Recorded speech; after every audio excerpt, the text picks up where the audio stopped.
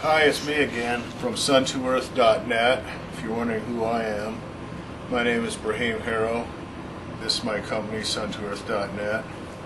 We're offering solar panels for sale, along with charge controllers, wind turbine generators, inverters, and eventually we'll branch out into other things as well. But today what we're doing is showing you this particular solar panel, which is a 100-watt solar panel that just arrived. Took it straight out of the box, examined it. It's in good shape. If by the way, if anything is shipped to you, whether it's from us or whoever, it's always important that you check the package right away. And if you notice any damages due to shipping, you need to let the shipper know right away that there's a problem with the package. We were talking about a charge controller. This particular one, very small, lightweight, it weighs a half a pound or so. A little plastic box, there's some electronics inside of it.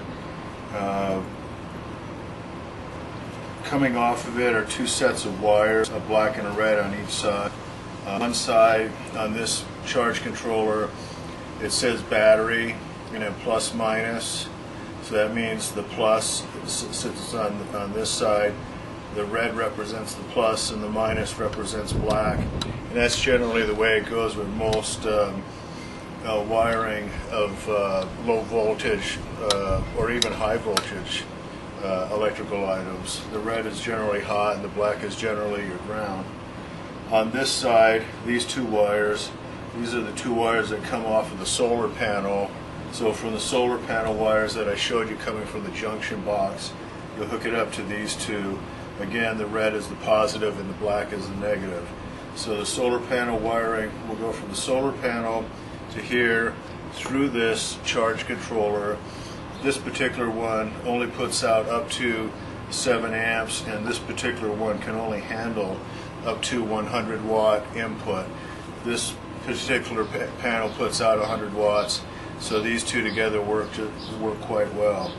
So coming through this, on this side is where you would charge your batteries. Okay, so what I'm going to do is unravel this tie here. And as you can see, there's about maybe 18 inches of wire, 2 feet at the very most on both sides. One of the reasons they make these wires so short is because the longer the wire, the higher the resistance. And what that means is that the longer your wire, if you have a real long wire, on one end it could be putting out 13 volts, but by the time it passes through a long wire to the other end, you could be down to 11.5 volts. And it depends on the size of the wire and the length of the wire. So these companies, like this particular one, they put out this charge controller with short wires in an effort to reduce the ohms resistance. The best performance will come from a shorter wire for this particular setup. Another way for this to optimize is if the wiring was a little bit heavier on both sides coming in and out of this device.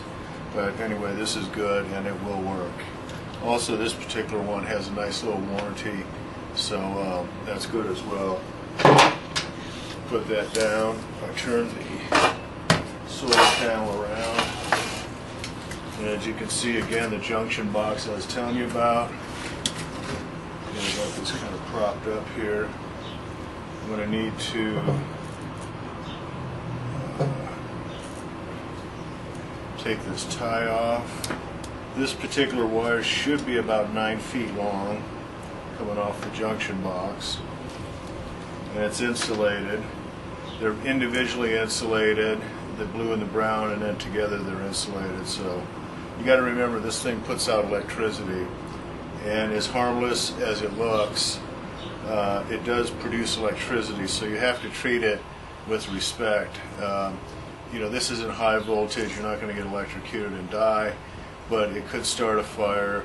If the two wires are hooked together when it's in the sun, it could produce a bit of a spark or quite a bit of heat within the wires. So you got to remember that this thing puts out electricity just as a generator puts out electricity, or when you plug into the house, the receptacle in your house. So you got to pay attention and make sure your wiring is correct and secure, and also that none of the open wires are in a wet area. So enough of that. What we have here for this setup today are these wire connectors. Simply put it on one end, crimp it, and put the other one on the other end, crimp it, and then the wire coming off the charge controller will go on the other end of it, crimp those together, and then you're ready to go. So I'm going to do that real quick. On this pair of pliers, it has a crimper here and a wire cutter here, and then a flat pair of pliers up front. So I'll twist this stranded wire a little bit. Okay. Put one of these on. Crimping part is right here. Okay. As you can see, that one is on.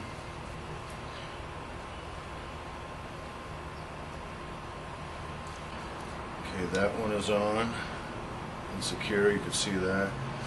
I tell you, tools really make the job. If you got good tools, everything on your projects will come a lot easier and simpler, and you'll be able to do a better job.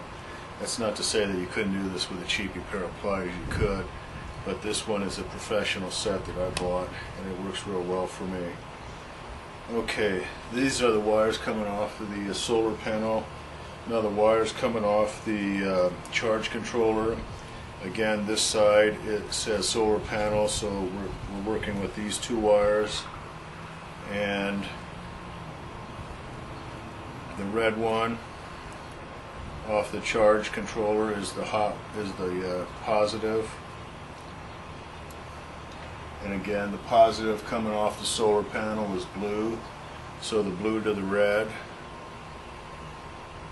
Stick it in there like that. And that's a good crimp. Do this one. Remember, the brown was the negative side coming off the solar panel. And the black is the negative for this charge controller. Okay, there you have it. We're wired and ready to go.